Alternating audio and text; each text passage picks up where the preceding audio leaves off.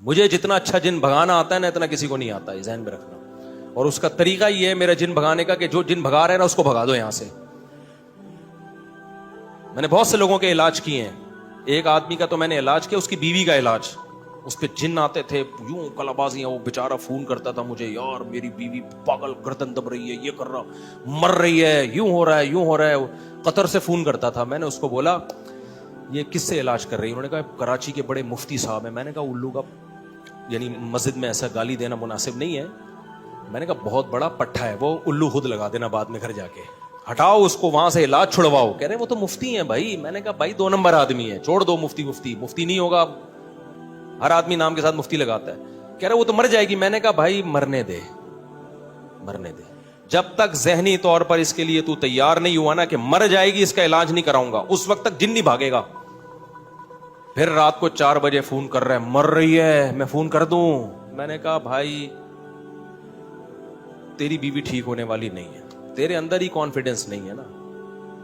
کہہ رہا میں مفتی صاحب کو فون کرتا ہوں تو ٹھیک ہو جاتی ہے. میں نے کہا بھائی یا تو اس کو عشق ہو گیا مفتی صاحب سے، ہاں بڑے بڑے عشق کے واقعات ہوتے ہیں، یا یہ کہ وہ مفتی ہی جن بھیج رہا ہے اس کے اوپر. میں نے کہا مرنے دے، مرنے دے.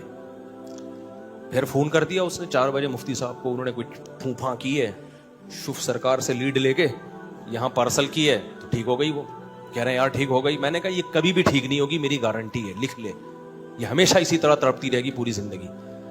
پھر دوبارہ جب ہوا نا تو اس نے نہیں کیا فون، مجھے فون کیا. میں نے کہا نہیں کرنا اس کو، نہ دم کروانا کسی سے بھی. بولو مر جا بیگم، نہیں کوئی پھونک نہیں لگے گی، خود جتنی پھونکیں لگانی ہے لگا دے آیت الکرسی پڑھ کے، اس پہ ہمیں وہ نہیں ہے.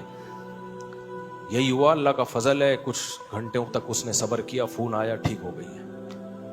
میں نے کہا دیکھ مر جا، یہ عقیدہ بنا لے مر جائے گی، مرنے دوں گا. اب لوگ کیسے، خواتین شاید غصے ہوں گی، اچھا یہ تو چاہتے ہیں کہ بیویاں مریں.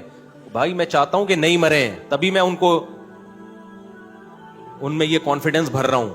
میں چاہتا ہوں کہ نہیں مرے، ورنہ مرے گی، یا تو مر جائے گی یا اس پہ مر جائے گی جو دم کر رہا ہے. دونوں میں ہم نے بہت عاملوں کو دیکھا ہے بھگاتے ہوئے بیویوں کو، لوگوں کی قبضہ کرتے ہیں. سارے عامل نہیں کرتے لیکن بہت سے کرتے ہیں یہ کام. تو وہی ہوا. پھر اس نے اس میں ہمت آئی، اس نے نہیں کیا. 1 2 3 ہفتہ 1 مہینے کے بعد ٹھیک ہو گئی. اس نے بیوی کو بول دیا کہ بھائی دم بم نہیں ہوگا، مرنا ہے مر جائے یہیں پہ. اللہ کا شکر ہے ٹھیک ہو گئی. جب ٹھیک ہوئی ہے تو اس نے مجھے 10,000 روپے ہدیہ بھیجے. یہ بات ہوگی 2009 یا 10 کی. کہا یار، میں نے کہا بھائی میں نہیں، میں فری میں علاج کرتا ہوں لوگوں کا، ہمارا کوئی معاوضہ نہیں. کہہ رہا آپ نے میری اتنی بڑی ٹینشن دور کر دی.